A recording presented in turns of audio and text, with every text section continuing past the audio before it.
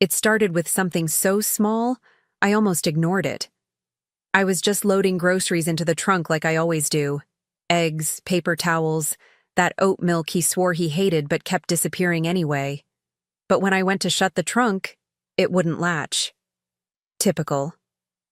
I muttered under my breath and started rearranging the bags, trying not to crush the bread.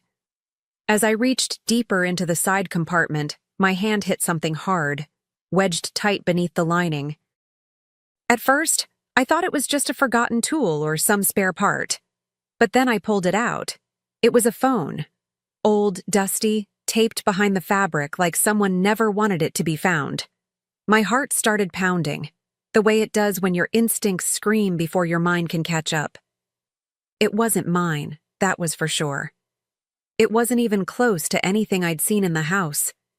My hands trembled as I peeled away the tape and held it up, staring at the black screen like it might bite me.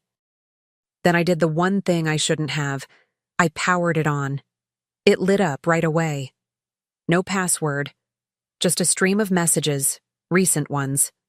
I scrolled, hesitant, but something inside me already knew. A contact saved only as a heart emoji.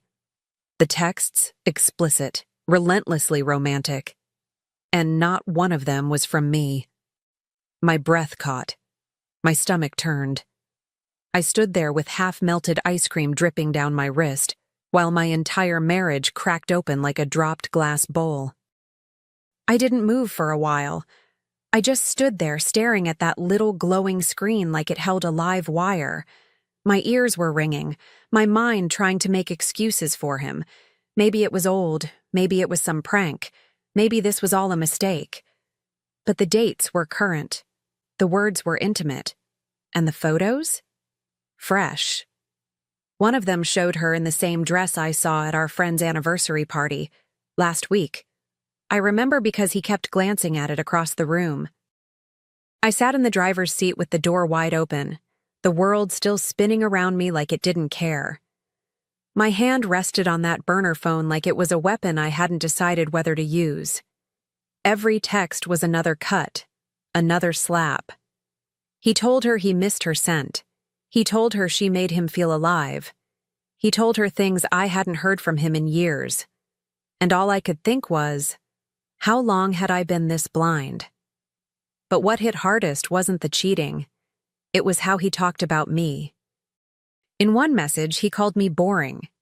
In another, he laughed about how I still made his lunch every morning, thinking we were solid. "She's got no idea," he wrote. Clueless. My throat closed. Not from sadness, but something colder. I didn't cry. I didn't scream. Not then. Because in that moment, a shift happened inside me. And I realized I wouldn't fall apart. I slid the phone back into its hiding spot and shut the trunk with a quiet, deliberate push. It clicked shut this time, perfectly. Funny how something finally fit once everything else fell apart. I drove home in silence, one hand on the wheel, the other brushing over the phantom weight of that phone like it was still in my palm. My mind was racing, but my face stayed calm. I passed neighbors, smiled, even waved. Nobody saw it, how my entire world had just shifted 1 inch to the left. That night, I made dinner like I always did. He asked about my day, and I said, uneventful. I watched him eat the pasta I seasoned with basil from our little garden, the one he barely waters anymore. He talked about some meeting, some deadline, and I nodded. But my mind was elsewhere. Every look, every word, I was analyzing like a stranger at a table with someone she used to know. I studied him like a case file I wasn't ready to close just yet, because something in me had changed, not shattered, sharpened. I didn't want confrontation. I wanted control. I wouldn't scream into the void like some cliché. I'd do what he never thought I could. I'd stay quiet and listen. I'd gather every detail. And when the time was right, he wouldn't even see me coming. The next morning, I waited until he left for work. Same routine, same goodbye kiss I now knew meant nothing. As soon as the door clicked shut, I went straight to the trunk. My fingers moved with certainty this time. I pulled out the phone, opened the messages, and scrolled past what I'd seen. I needed the full picture. I needed to know exactly what he'd done. Because there's something about betrayal. It doesn't just hurt. It makes you crave precision. Message after message, I watched their little world unfold. Weeks, months, conversations that started in the middle of the night. Photos taken from our own bathroom mirror. Voice notes that made my stomach churn. There were hotel confirmations with names I recognized. Places we'd stayed before. Memories now poisoned. It wasn't just sex. It was intimacy. And it wasn't just her. It was him, giving away parts of himself I thought were mine. And in between all the flirtation and plans, there I was, reduced to a joke. "She still thinks we're fine," he'd written. "She has no clue." He described my routines like I was some sitcom punchline.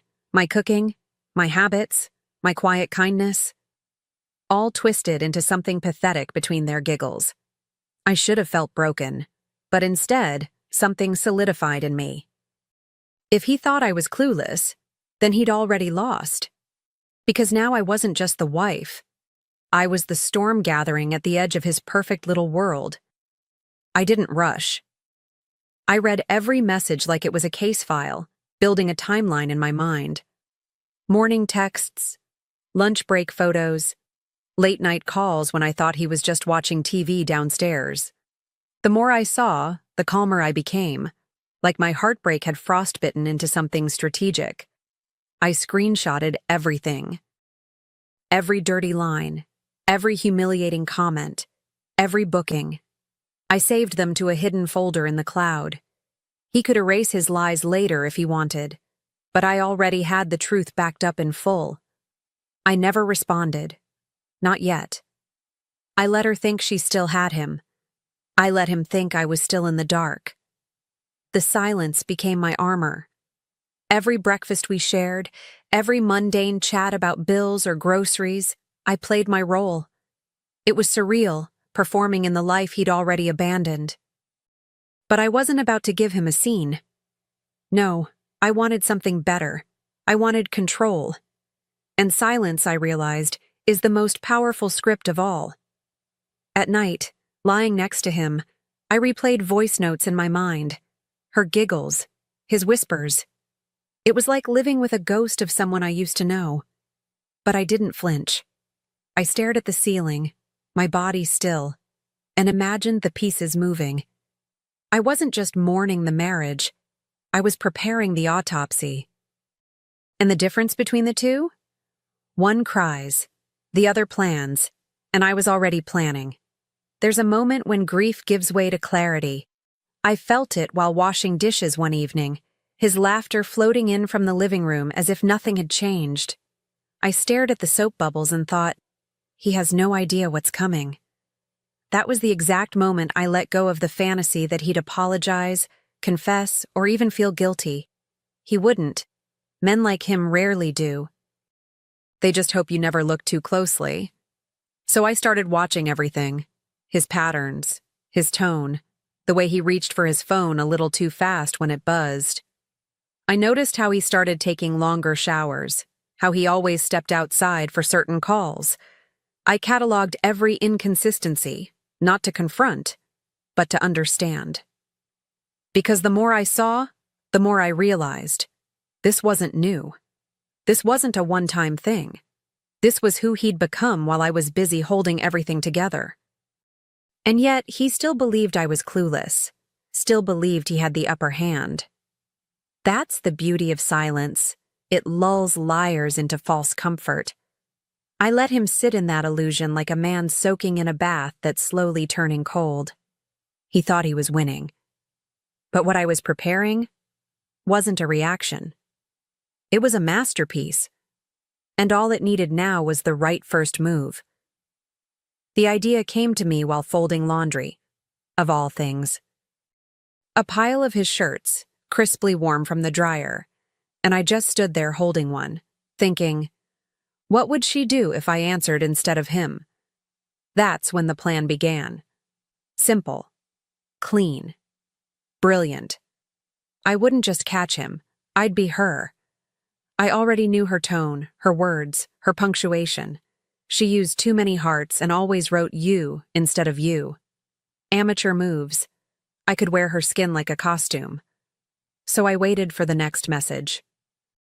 And when it came, something nauseating about missing his lips, I replied.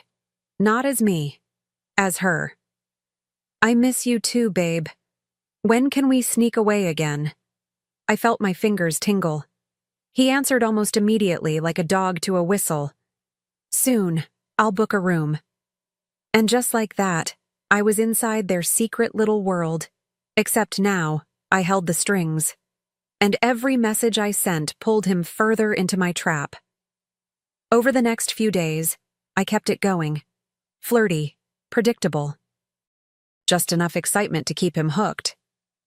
I mirrored her cadence perfectly, feeding him exactly what he wanted to hear. He never questioned it. He had no reason to. Men like him are arrogant enough to believe they're irresistible. And all the while, I was planning the perfect finale, one text at a time. He thought he was orchestrating a rendezvous, but really, he was RSVPing to his own downfall. I picked the hotel carefully.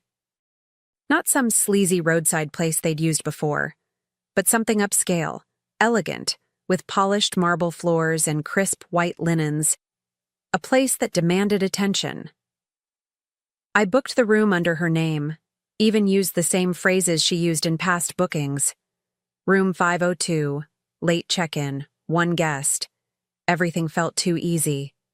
He responded with a disgusting emoji and a promise. I'll bring wine. Can't wait to see that lingerie again. I smiled, because I knew he wouldn't be the only one arriving. The next step was even better.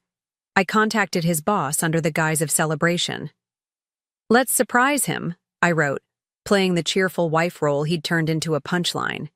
He doesn't know yet, but he's getting a promotion. I thought we could gather a few people from the office to surprise him at dinner.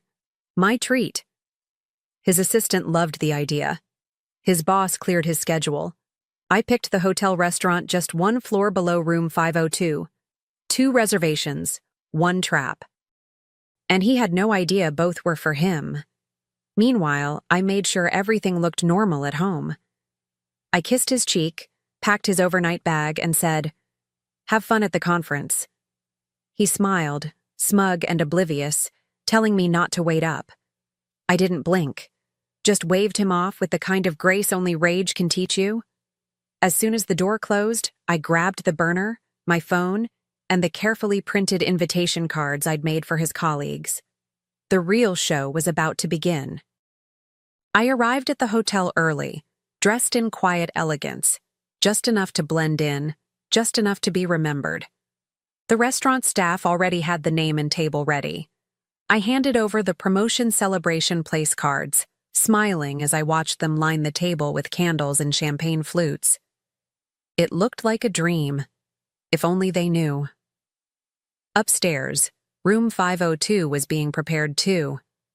I'd arranged for rose petals and a bottle of wine. Let him feel wanted one last time.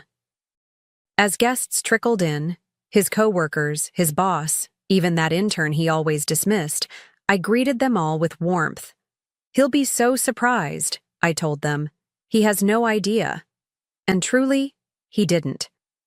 I kept one eye on the time, the other on the burner phone in my bag. At 7:12 p.m., a message pinged in from him. "I'm here, just checked in. Room 502? I took a sip of water to steady my hand. The moment had come. But I wasn't nervous. Not anymore. I felt powerful, like I was watching my own movie unfold, and I already knew the twist. I turned to his boss and said with a soft laugh, "I think he's already upstairs. Should we go surprise him?" They all smiled, excited, unaware they were walking straight into the last chapter of his charade. I grabbed my purse, checked the burner one last time, and led the way toward the elevator. The elevator ride was almost too quiet. I stood near the buttons, watching the floor numbers light up one by one as we climbed. His boss was chatting with someone from HR about how he really earned this. I almost laughed. The irony was thick enough to choke on. My heart wasn't racing anymore. It was steady, cold, focused. I clutched the burner in my coat pocket, thumb hovering just above the screen. Then, right as we hit the 5th floor, I sent the final message. Room 502, lingerie, waiting. We stepped into the hallway, carpeted and too quiet, save for the soft hum of hotel silence, the kind that absorbs everything except tension. They followed me, wine bottles in hand, laughing about how shocked he'd be. I just nodded. The door was only a few feet away now. My entire body felt electric. Not from nerves, but from the knowledge that I was about to flip his world inside out. I didn't knock. I just reached out and turned the handle, slowly. The door creaked open like it was in on the secret. And there he was. Shirt halfway unbuttoned. Wine in one hand. The look on his face? Priceless. A strange flicker of confusion, then panic, then the rapid calculation of excuses. But the best part? It wasn't just me standing there. It was everyone. His boss, his co-workers, his entire carefully curated professional image, standing at the threshold of his destruction. And all I did was step aside to let them see. For a moment, no one spoke. The silence in that room felt like a vacuum, sucking every ounce of air, every word anyone might have tried to form.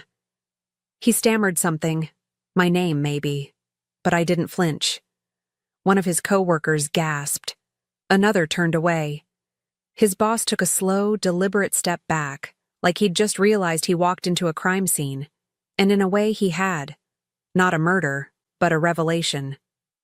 The clean-cut man they thought they knew? Exposed, pants and pride at his ankles. He tried to talk. Something about a misunderstanding, a joke, a prank even.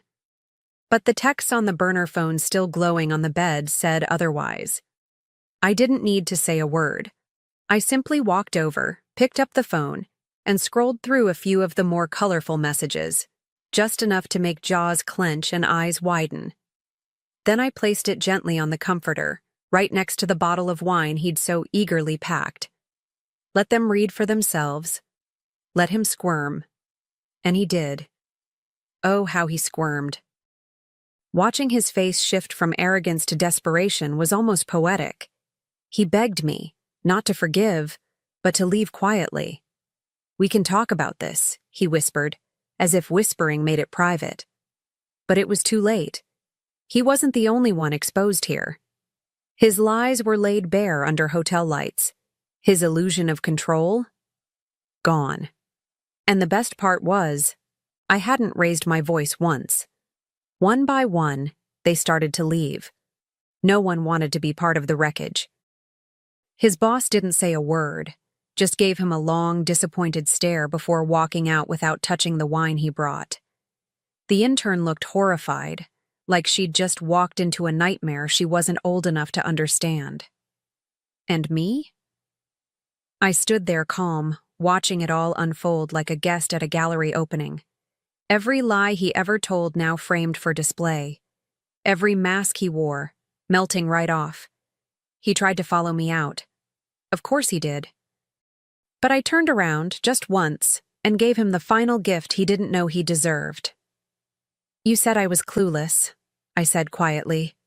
Turns out, I just hadn't checked the trunk yet. And then I smiled. Not out of bitterness, but relief, because I wasn't angry anymore. I was finished. He had built a double life, and tonight it collapsed right on top of him. And I didn't even need to touch a single brick. I walked back down to the restaurant where the candles were still flickering and the champagne still chilled. I asked the hostess to cancel the dinner. Turns out he's not getting promoted after all, I said. She raised a brow, but didn't ask. And as I stepped back into the night, heels clicking against the pavement, I didn't feel broken. I felt lighter. Because this wasn't the end of a marriage. It was the beginning of a woman who finally remembered what power felt like. I left the burner phone on the hotel bed, screen still lit, surrounded by the same mess he created. No note, no explanation, just evidence and silence. It felt fitting, really. That phone had carried every lie, every betrayal, every disgusting little secret. Now it would carry my last message. I know. I walked away without looking back, the sliding doors of the hotel parting like a curtain closing on the final act. He could scroll through it all alone now. I was done being part of his drama. The next morning, I filed for divorce. No tears, no hesitation. I'd already done my mourning in the dark, in silence, in moments he never even noticed. Now, it was about motion. I handed over screenshots, timelines, names, dates. My lawyer barely had to ask a thing. I'd already done the groundwork. Every document signed felt like reclaiming a breath I hadn't taken in years. He tried to reach out, called from his own number, from others. But I never picked up. I didn't need to hear his voice to know it would be empty. Instead, I focused on building something of my own. With part of the settlement, and a whole lot of whispered support from people who'd seen the fallout, I opened a boutique. Nothing flashy. Just something mine. A quiet space filled with softness and strength, like the woman I was becoming. Customers came in with curiosity, but they stayed because they felt something real. And for the first time in years, so did I. The boutique became more than a business. It became a refuge. Women came in for scarves, candles, little hand-woven things, but often left with more than they expected. They'd talk, sometimes in whispers, sometimes through tears. I learned how many of us have carried betrayal quietly, how many have smiled through dinners while dying inside. And every time I wrapped a purchase or offered a gentle word, I felt like I was passing on a piece of my healing. Not all scars need hiding. Some deserve to be seen. I changed my number, not just for him, but for me. A clean slate. No more jumping at every unknown call or rereading old messages like they were puzzles I could solve. My phone was now mine alone. The only texts I got were from clients, friends, my sister, people who loved me in ways that didn't come with secrets. And each time it buzzed, I didn't flinch. I smiled. Because now my peace wasn't performative. It was planted, watered, real. I even kept the same car, the one with the trunk that started it all. I thought about selling it at first. Too many memories. But something in me said no. It wasn't the car's fault. That trunk, that moment, had opened the door to truth. And sometimes, truth is the only thing that can set you free. So I kept it. Fixed the latch. And every time I load in groceries, I let myself remember, not the pain, but the choice I made to no longer ignore what didn't feel right. Some nights, I still hear the faint buzz of a phone and instinctively glance over. Old habits don't vanish overnight. But now it's just a client confirming an appointment, or a friend sending a photo of her dog in a sweater. No more lies, no more panic, just life. Quiet, ordinary, beautiful life. And every time that buzz fills the air, I smile, because I remember how it once shattered me, and how I used it to rebuild everything. I don't miss him. I miss who I thought he was. But that's the thing about illusions. Once they're gone, the truth has room to grow. And the truth is, I was never boring, never clueless. I was loyal, patient, brave enough to look where most people won't, and smarter than he ever gave me credit for. He underestimated me, and that's the only part I'll thank him for, because without his betrayal, I might never have discovered what I was truly capable of. So now when women walk into my shop with weary eyes and too quiet voices, I meet them with a knowing smile. I don't ask. I don't press. But if they ever need it, my story is there, written in every carefully folded scarf and softly lit corner. I don't need revenge anymore. I have something far better. I have peace. And every time my phone lights up with another message from the life I built on my own, it's freedom, calling. At the reading of my grandfather's will, my cousin smiled as he inherited the family vineyard. "It should go to someone who can actually manage it," he said. My mother nodded. "Be grateful he left you anything at all." I said nothing. But when I handed the attorney the sealed envelope my grandfather gave me, the room fell silent. I don't think I'll ever forget the sound of that sentence leaving Mr. Vaughn's mouth. "The vineyard, the estate, and all associated business holdings are bequeathed to James Winters, effective immediately." For a second, I thought my ears were playing tricks on me. The room seemed to tilt slightly, oxygen suddenly in short supply. My cousin Marcus sat across from me, his expression shifting from thinly veiled boredom to triumphant satisfaction in the span of a heartbeat. My mother reached over and squeezed my hand, her grip firm but cold. "It's for the best, James," she whispered, not quite meeting my highs. "You know how these things work." I did know. I had spent the last 15 years of my life learning exactly how these things worked. 15 years of pruning vines alongside workers at dawn, of studying viticulture and enology at UC Davis, of gradually modernizing production while respecting traditions that had sustained 4 generations of my family.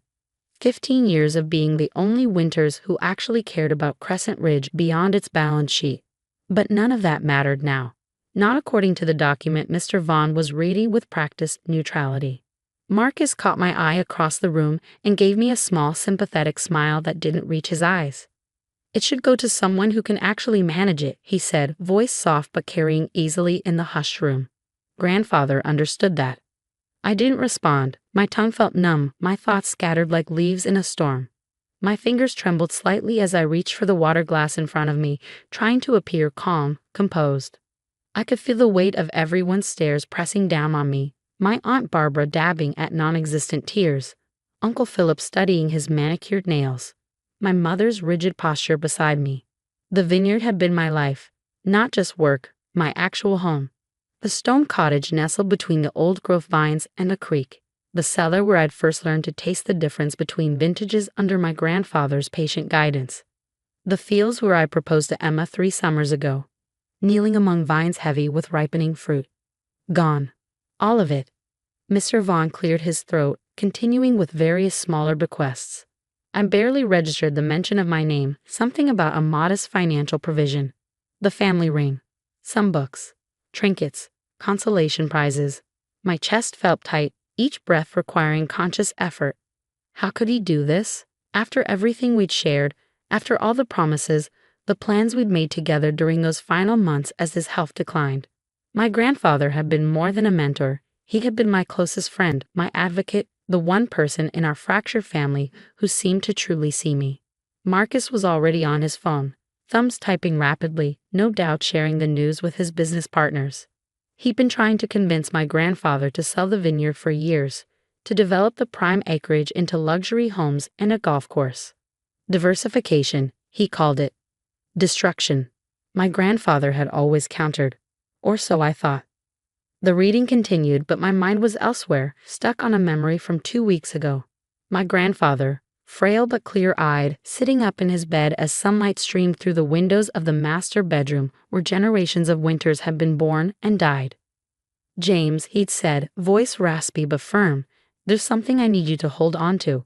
He pressed a sealed envelope into my hands, my name written across the front in his distinctive slanted script. "Don't open this unless something doesn't seem right after I'm gone. Promise me." I'd nodded, confused but trusting. "I promise." "Good boy," he'd said, patting my hand. "Remember what I taught you about patience. Some vintages need time to reveal their true character." The envelope had sat untouched in my desk drawer since that day, until this morning when some instinct had prompted me to slip it into my jacket pocket before heading to Mr. Vaughn's office. Now, as Mr. Vaughn folded the will and looked around the room with professional detachment, I felt the weight of that envelope against my chest like a stone. Something doesn't seem right. Nothing seems right. I stood up slowly, my chair scraping softly against the hardwood floor. All eyes turned to me. Marcus looked irritated at the interruption of his texting. "Mr. Vaughn," I said, my voice steadier than I expected. "There's something else." I reached into my jacket and withdrew the envelope, its seal unbroken, my grandfather's initials pressed into the dark blue wax. My grandfather gave me this 2 weeks ago. He said to present it only if something didn't seem right after he was gone. The room went completely still. My mother's hand, which had been rhythmically patting my arm in what I suppose she thought was comfort, froze mid-motion. Marcus slowly put down his phone. Mr. Vaughn's eyebrows rose slightly as he accepted the envelope, turning it over carefully in his hands. "This appears to be in Edward's handwriting," he confirmed, studying the seal. He glanced at me. "You haven't opened it?" I shook my head. He asked me not to unless necessary. My Aunt Barbara made a small dismissive sound. "Really, James? Always with the dramatics. The will is clear." But Mr. Vaughn was already breaking the seal, the crack of wax uncommonly loud in the silent room. He removed several folded pages, quickly scanning their contents. His expression remained professional, but I noticed a slight tightening around his eyes. "This," he said after a moment, "is a codicil to Edward's will, properly executed and notarized 3 weeks ago." He looked up, gaze sweeping across the assembled family members before settling on me. "It substantially alters the previous arrangements." Marcus stood abruptly. "What exactly does that mean?" His voice had lost its earlier smoothness, a sharp edge now evident. Mr. Vaughn adjusted his glasses. "It means, Mr. Winters, that your grandfather made changes to his will shortly before his death." He turned to the first page and began to read. "I, Edward James Winters, being of sound mind, do hereby declare this to be a codicil to my last will and testament. Recent events have brought to my attention attempts to influence my decisions regarding the disposition of my estate, particularly Crescent Ridge Vineyard. I have reason to believe that documents I previously signed were misrepresented to me during a period of medication-induced confusion." My mother made a small, strangled sound beside me. Marcus remained standing, his face draining of color. Mr. Vaughn continued, "It has always been my intention that Crescent Ridge remain in caring, knowledgeable hands that will preserve its legacy. Therefore, I hereby revoke all previous bequests regarding the vineyard and estate, and instead leave all associated properties, business interests, and assets to my grandson, James Edward Winters, who has demonstrated both the ability and commitment to steward this legacy." The letter continued with legal specifics, but I barely heard them. A rushing sound filled my ears, like standing too close to the waterfall at the north end of the property. I felt lightheaded, untethered, as if I might float away from the leather chair grounding me to this suddenly unfamiliar reality. Marcus was the first to break the stunned silence. "This is absurd," he snapped, color returning to his face in angry splotches. Grandfather was confused, heavily medicated. This supposed codicil was clearly written under duress or manipulation. He looked directly at me, eyes narrowed. "We all know who had the most access to him in those final weeks." "Marcus," my Uncle Philip warned quietly, but Marcus ignored him. "Convenient that you just happened to have this letter," he continued, voice rising. "Very convenient timing, James." I met his gaze steadily, the initial shock beginning to recede, replaced by a slow burning clarity. "The timing was grandfather's choice," I said, as was the decision to give me this letter rather than sending it directly to Mr. Vaughn. "He was testing you," my mother suddenly interjected, her voice tight. All eyes turned to her, seeing if you'd be honorable enough to present it, even knowing what it might contain. She wasn't looking at me, but at Marcus. Something passed between them, something old and sharp and knowing. Mr. Vaughn cleared his throat. "The codicil includes a personal letter that Edward instructed be read aloud if this document needed to be presented." He adjusted his glasses again. "Shall I continue?" Marcus opened his mouth to object, but my Aunt Barbara spoke first. "Yes," she said firmly. "Let's hear what my father had to say." Mr. Vaughn nodded and unfolded the final page.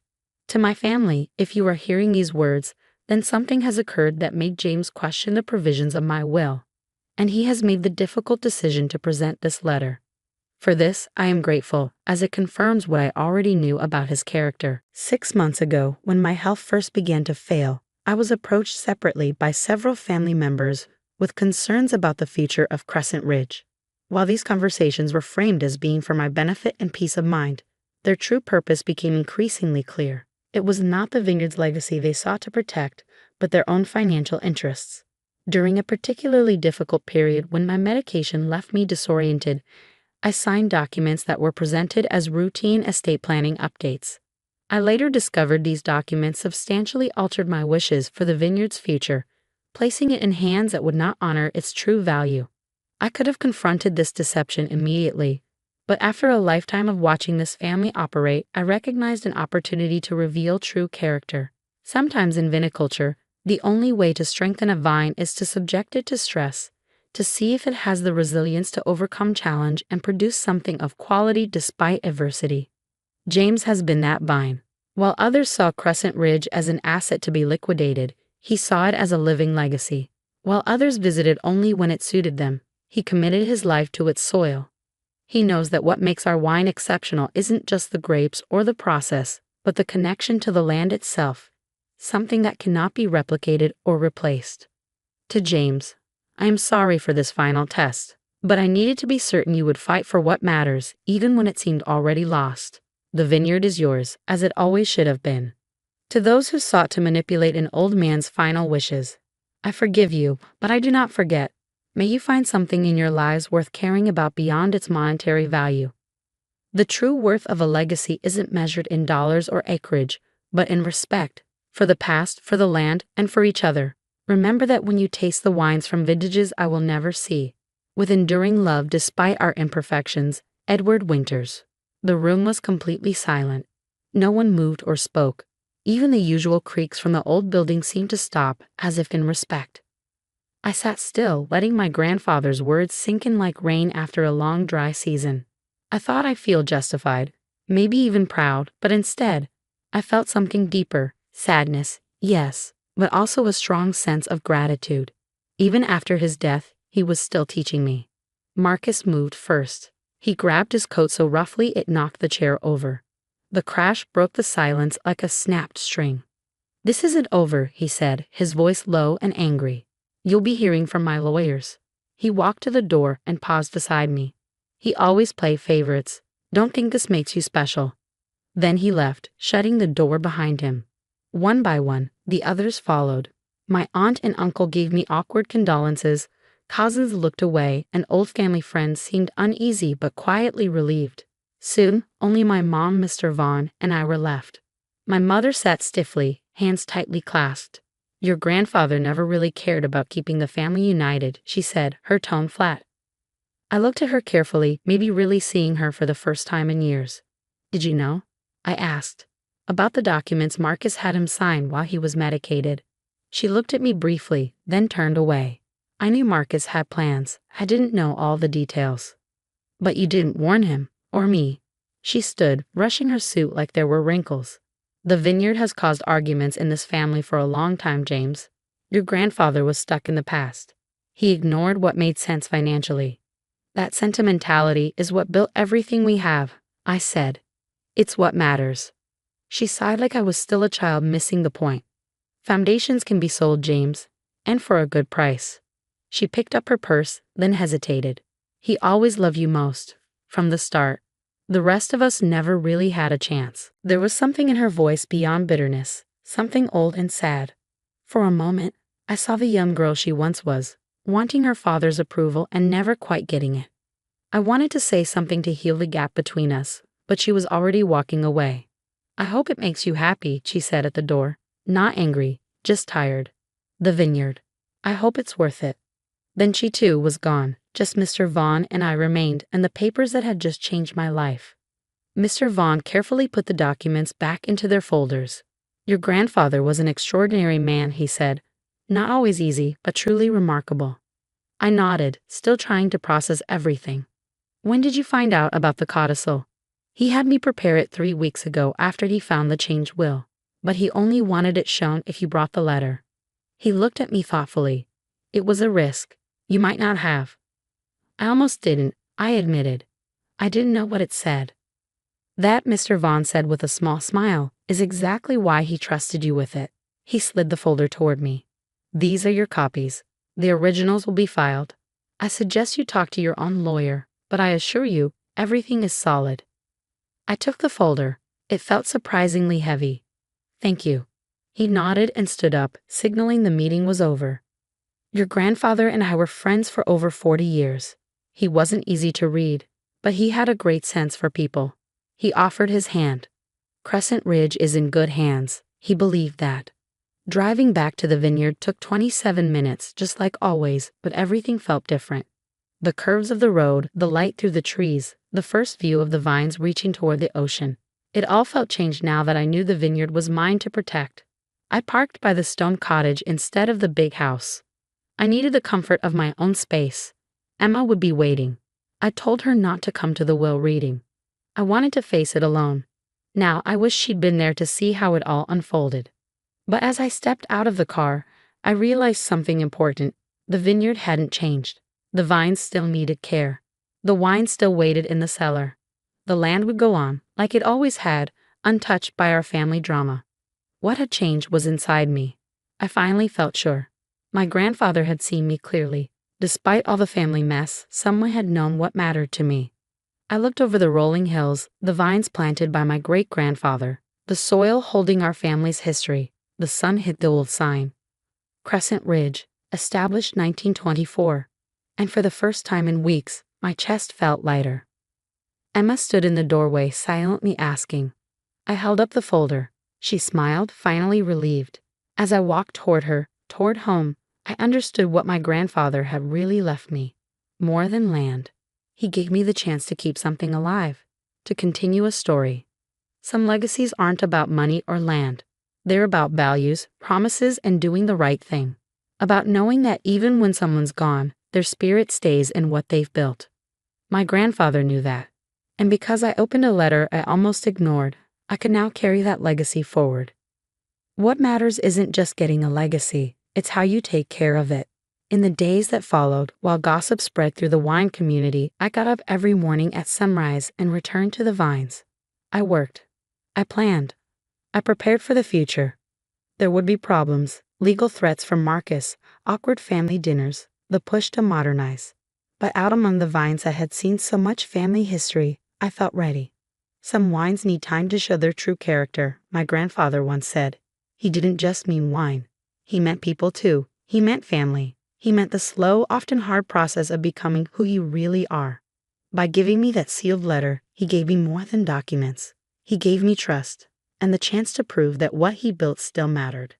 The vineyard would go on, the wine would flow, and the story would continue, exactly as he wanted. The accusations came out of nowhere at Sunday dinner. One minute we were passing around Mom's famous pot roast. The next, my husband David was standing up, tears in his eyes, phone clutched in his shaking hand. I can't keep quiet anymore, he denounced, his voice trembling with what I now know was fake emotion. Emma's been unfaithful. The silence that followed was deafening. My fork clattered against my plate as I stared at him in disbelief. My mother-in-law gasped, clutching her pearls. My father-in-law's face turned red with anger. What are you talking about? I managed to say, my voice barely a whisper. David held up his phone, displaying what looked like text messages. I found these on her phone. She's been seeing someone from work for months. My name is Emma Chen, and at 35, I watched my carefully built life implode over fabricated evidence my husband had spent months creating.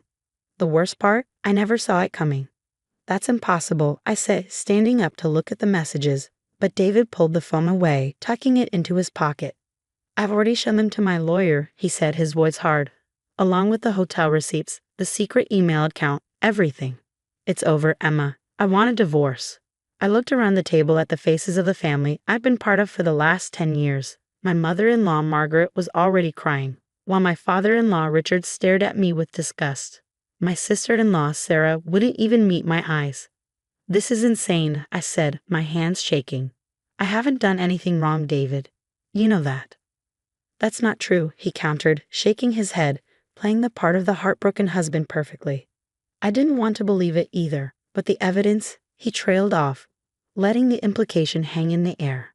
I felt sick to my stomach. The room was spinning, and I could barely breathe. This couldn't be happening, not after everything we had built together. David and I had met fresh out of college, two ambitious kids with big dreams. He was starting his tech company, and I was beginning my career in finance. We supported each other, pushed each other to be better. Or at least, that's what I thought we were doing. Emma, Richard's stern voice cut through my thoughts. I think it's best if you leave now. I turned to him, desperate. Richard, please. You know me, I would never. Get out. Margaret shrieked, suddenly finding her voice. How dare you sit at my table after what you've done to my son? I grabbed my purse with trembling hands and fled the house, tears blurring my vision as I fumbled with my car keys. I heard the front door open behind me. For a moment, I hoped someone had come to their senses, had come to hear my side, but it was just David, that familiar smirk on his face that I'd somehow never truly seen before. I'll have my lawyer contact yours, he said coolly, though I wouldn't expect much in the settlement. Adultery doesn't play well in court. I stared at him, finally seeing him clearly for the first time in our marriage. Why are you doing this? His smirk widened. Because I can. Did you really think I'd let you benefit from all my hard work? The company's about to go public, Emma. I'm not sharing that with you. The truth hit me like a physical blow. This wasn't about infidelity. It was about money. David's company, Tech Vision, was on the verge of a massive IPO. As his wife, I would have been entitled to half of everything. But as an unfaithful spouse who caused the divorce, I'd be lucky to walk away with anything. You won't get away with this, I said, but my voice sounded weak even to my own ears. He laughed, the sound cold and unfamiliar. I already have. Good luck finding a lawyer who can fight those text messages, receipts, and emails. They've been created by the best in the business. I drove home in a daze, my mind racing. 10 years of marriage, gone in an instant. But it wasn't just the marriage, it was my reputation, my relationship with his family, my financial security. David had planned this meticulously, waiting for the perfect moment to spring his trap.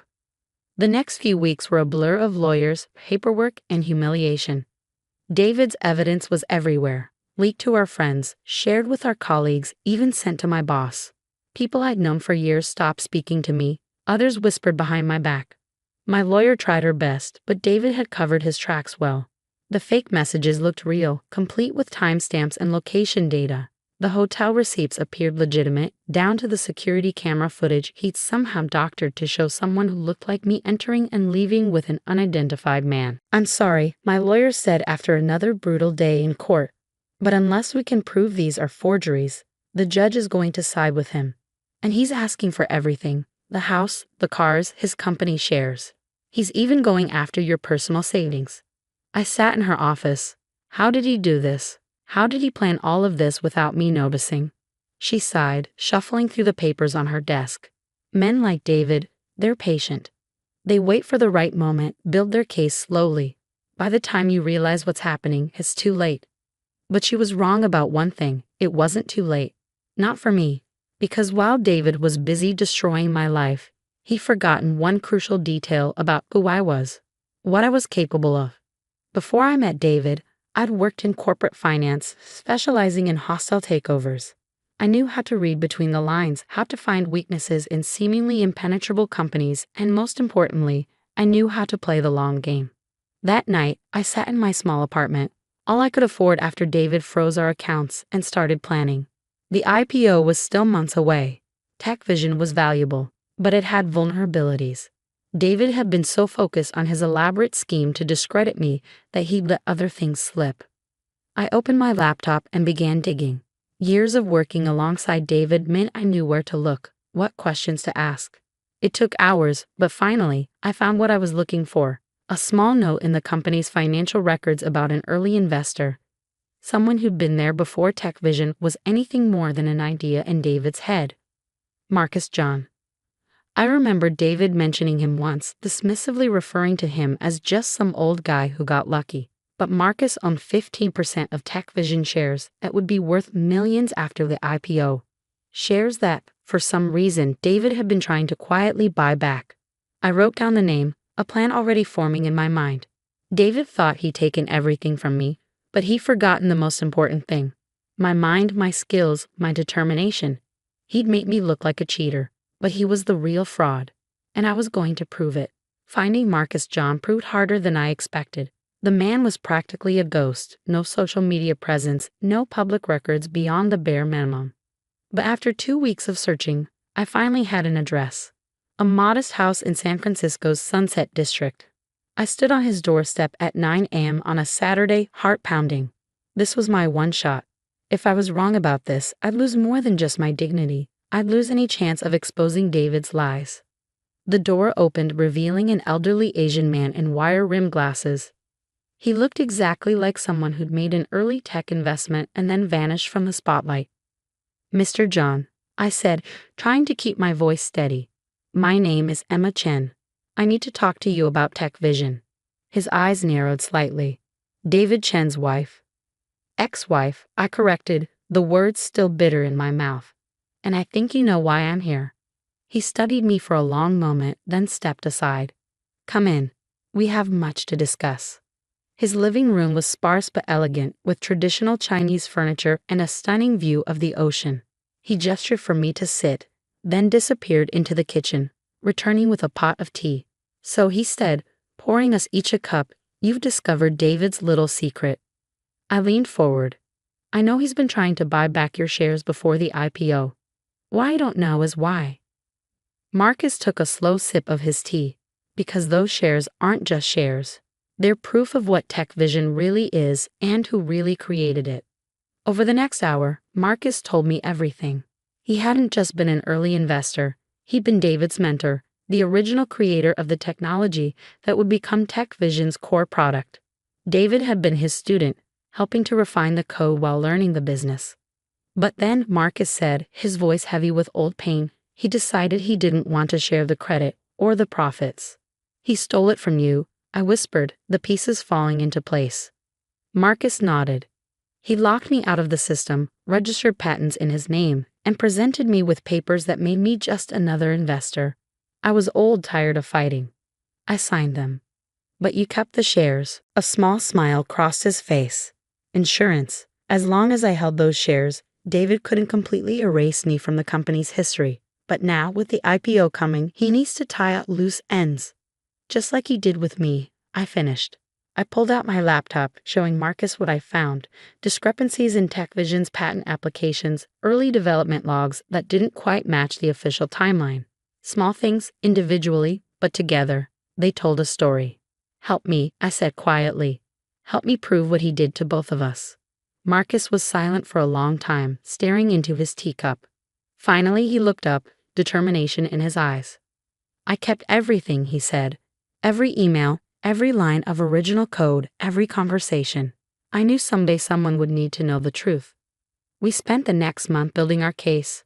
Marcus had been meticulous in his documentation, saving things David probably thought were long destroyed. Meanwhile, I worked with a tech expert to analyze the fake evidence David had used against me. The forgeries were good, but they weren't perfect. The real breakthrough came when we found David's connection to a digital forensics company, the same one that had created the fake texts and emails. A disgruntled employee there was more than happy to testify about their special projects for certain wealthy clients. But we didn't strike immediately. I remembered what my lawyer had said about patient men who waited for the right moment. We too could play at that game. I waited until 2 weeks before the IPO, when David was at his most vulnerable. The company was under intense scrutiny, every detail being examined by potential investors. It was the perfect time for some uncomfortable truths to come to light. The letter arrived at Tech Vision's headquarters on a Tuesday morning, not from my lawyers, but from one of the most prestigious law firms in Silicon Valley, representing Marcus John. It laid out everything: the stolen technology, the fraudulent patents, the fake evidence used in my divorce. Most importantly, it offered a solution. Marcus would sell his shares and sign an NDA about the company's true origins. But not to David. To me. I was in a coffee shop across from Tech Vision when David called, his voice shaking with rage. "What the hell is this?" he demanded. "What have you done?" "Nothing compared to what you did," I replied calmly.